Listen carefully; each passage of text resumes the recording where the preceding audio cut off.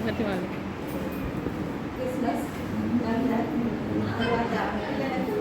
సరళ పదాల కట్ట అలా మొత్తం సరళ పదాలు అవి నేర్పుతారు తర్వాత ఇది ఋతువుల అన్ని కాలాలు ఋతువులు మొత్తం దీంట్లో వచ్చేసేస్తారు. ఇవి రాష్ట్రీయ చిహ్నాలు జాతీయ చిహ్నాలు ఇవన్నీ. తర్వాత చిత్రాన్ని తిప్పుతుంటే పదాలు వస్తుంటాయి సార్. మొత్తం ప్రతి ఒక్కటి వస్తాయి. అది మళ్ళీ కొన్ని వాక్యాలు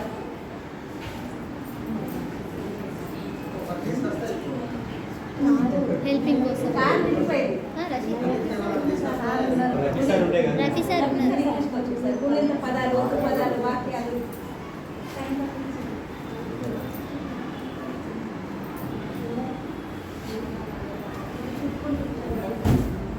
తర్వాత మరి మీకు 1 or 2 చెప్పండి అంతే. 1 చెప్తే అన్ని మెక్కనే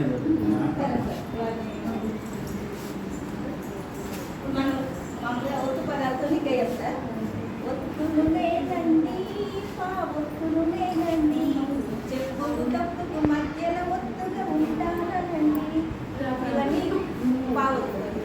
తర్వాత ఇట్లనే టా ఒత్తులు ఒత్తులు లేదండి టా ఒత్తులు పాడుతూ అన్ని ఉత్తులు తయారు చేసేది ఇట్లా మూడింటిగా అన్ని ఉత్తులు తయారు చేసేది ఒక మూడింటిగా తయారు చేసేది. ఒక్కొక్క రకం సార్ ఒత్తులు మిగతా వాటికి అన్నిటికి ఉన్నాయి ఇటువంటి అన్ని రకాలు అన్ని ఒత్తులు అక్కడ తా ఒత్తు జా ఒత్తు అక్కడ సంయుక్త పదాలు సంశ్లేషణ పదాలు ద్విత్వ పదాలు ఏ కాలంలో వాడే మేడం దీనికి బతుకమ్మ పండుగ ఈ బతుకమ్మ పండుగ ఎలా చేస్తాం అనేది 3rd క్లాస్ తర్వాత వ్యతిరేక పదాలు తెలుగు అండ్ ఇంగ్లీష్ లోపల తెలుగు ఇంగ్లీష్ తర్వాత ఇక్కడ తర్వాత అండర్ అండర్ అండర్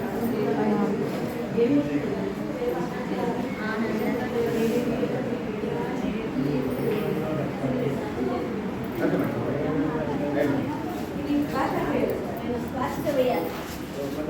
వాచిక వేసి పదాలు ఒకటి వచ్చినప్పుడు నిర్వహించారు కష్టం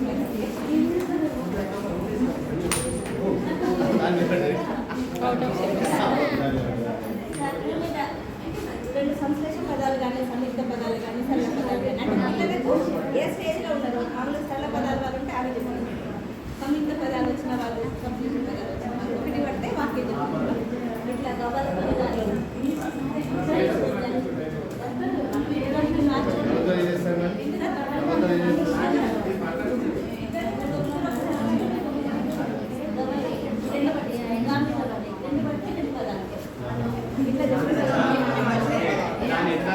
నెంబర్ చెప్పగలుగుతున్నారా